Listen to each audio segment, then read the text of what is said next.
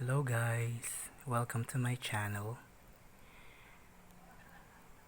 Ang mga videos na aking i-upload ay mga kwento na aking narinig nung ako ay bata pa.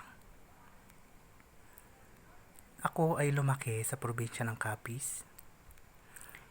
Ang aming ina ay taga Capiz. Ang aming ama ay taga Aklan.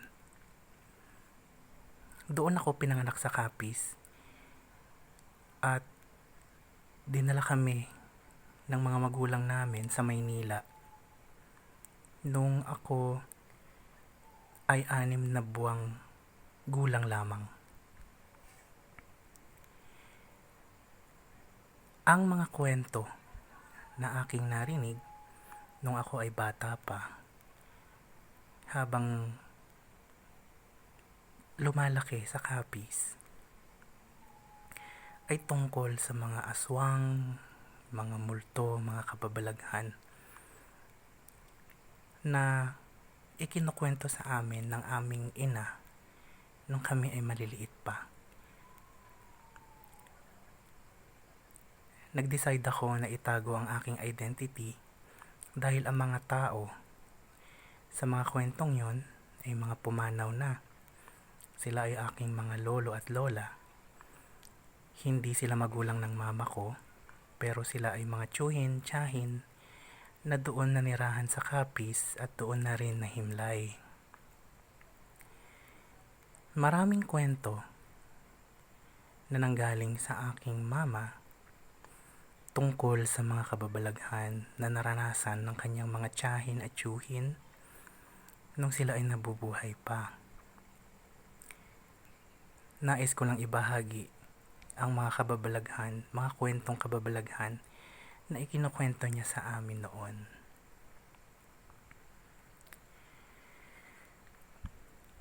Ang aming ina ay tubong Capiz. Siya ay lumuwas ng Maynila upang makipagsapalaran at doon niya nakilala ang aming ama. Nung nabuntis siya sa akin ay inuwi ako or umuwi siya ng Capiz para doon ako ipanganak. Nung ipinanganak ako, nung 6 na buwang taong gulang ako, ay bumalik kami sa Maynila hanggang ako ay hanggang umabot ako ng 8 taong gulang. Nung ako ay 8 taong gulang, nag-decide na umuwi ng mga magulang namin sa Capiz at doon naman nirahan. At doon nagsimula ang mga kwento ng kababalaghan. So bilang panimula, ang unang kwentong ibabahagi ko ay according din sa mga karanasan ko personally, no? Siguro mga 1 taon pa lang kami noon sa Capiz. Hindi naman maitatanggi na ang Capiz ay sabi nilang maraming aswang daw. Meron kang maririnig sa gabi. Yun nga, yung wakwak, yung tiktik.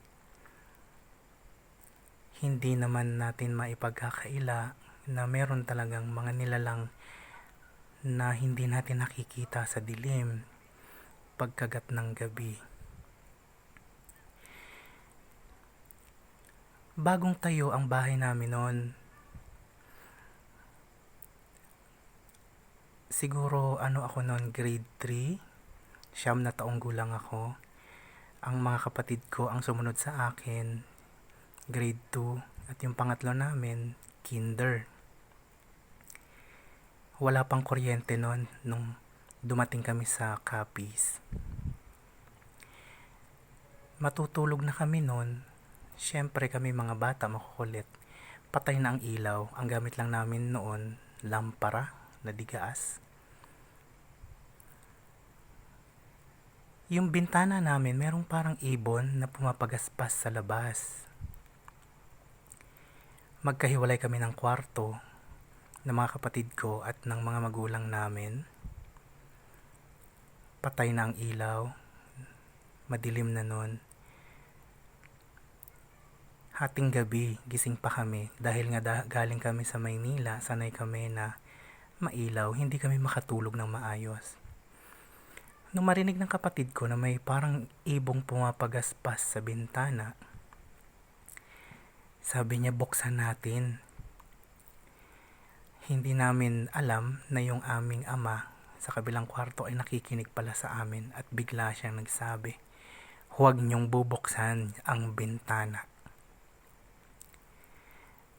Na dapat malapit ng buksan ng kapatid ko. Biglang sinindihan ng tatay ko yung lampara at pumasok sa kwarto namin. Sinabi niya sa aming tatlo, kahit anong marinig ninyo o kahit anong makita ninyo, huwag na huwag ninyong bubuksan ang bintana. Siyempre, bata pa kami noon, hindi pa namin naiintindihan. Sa kagustuhan naming buksan ng bintana, nagalit ang aming ama. At lumipas ang panahon na kami bilang mga curious na mga taga Maynila na bata, nagpatuloy ang aming buhay doon sa probinsya.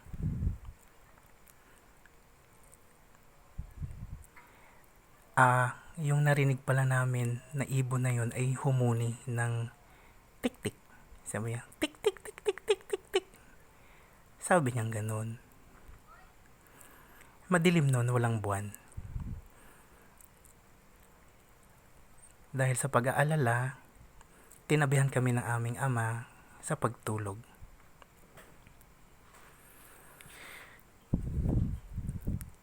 Tapos, ito pa ang isang kwento.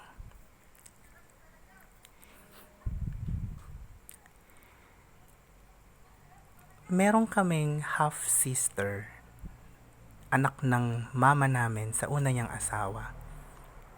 Nung panahong yun, high school na siya. Lumipas na yun ng siguro maraming buwan sa unang encounter namin sa Capiz. So, ito ang pangalawang kwento. Malayo ang barangay namin sa bayan.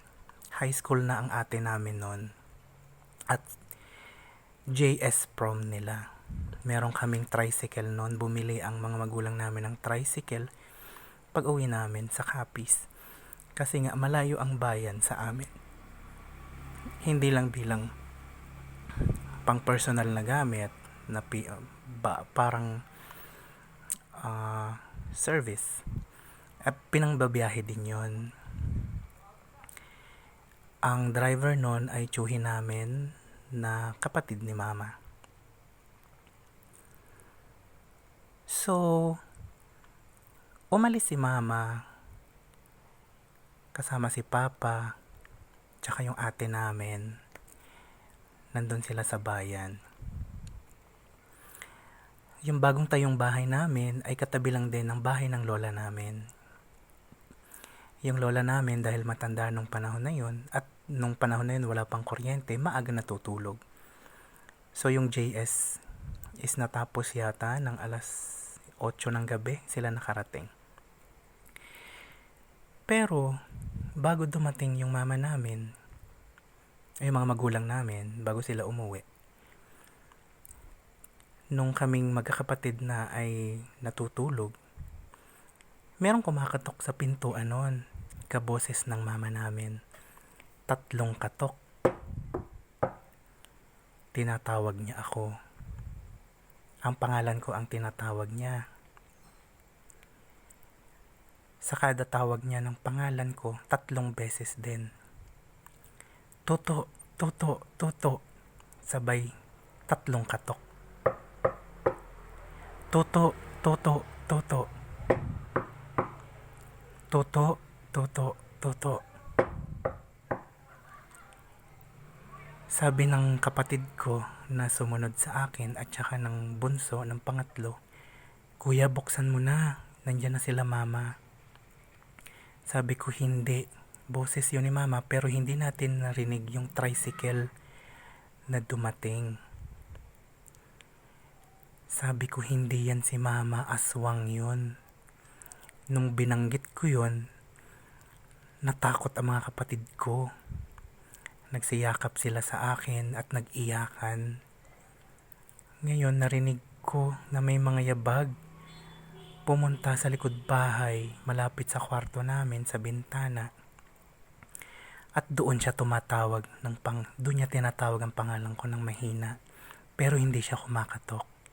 Toto, Toto, Toto,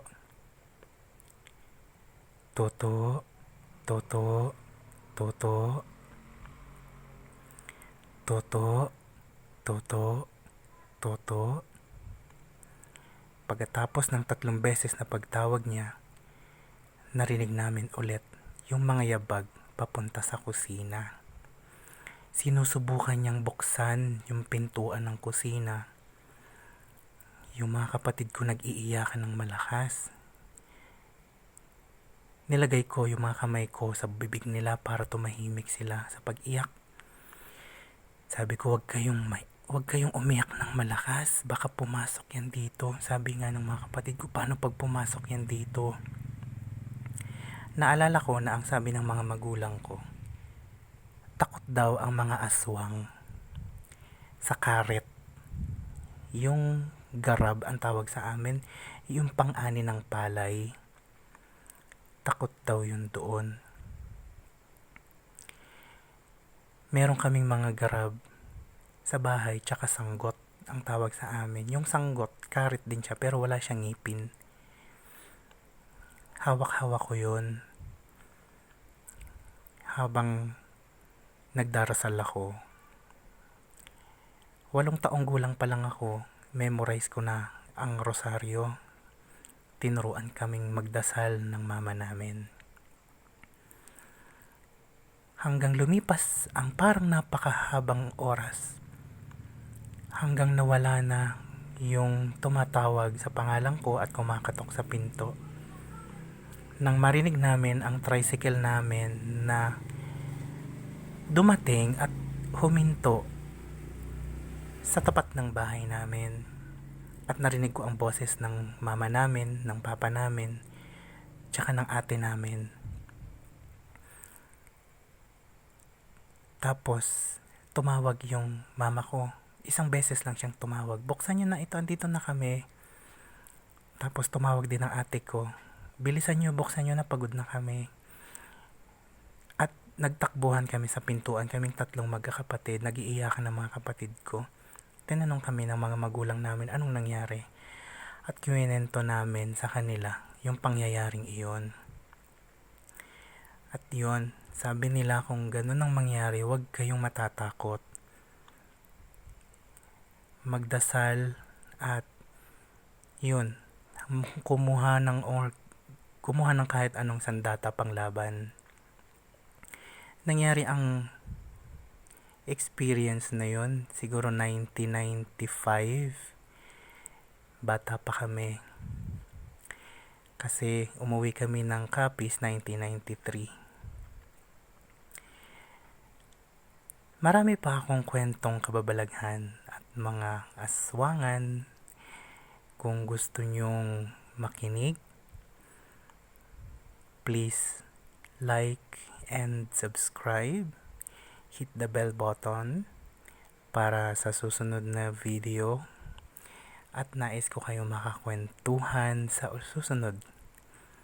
Maraming pong salamat at magandang gabi.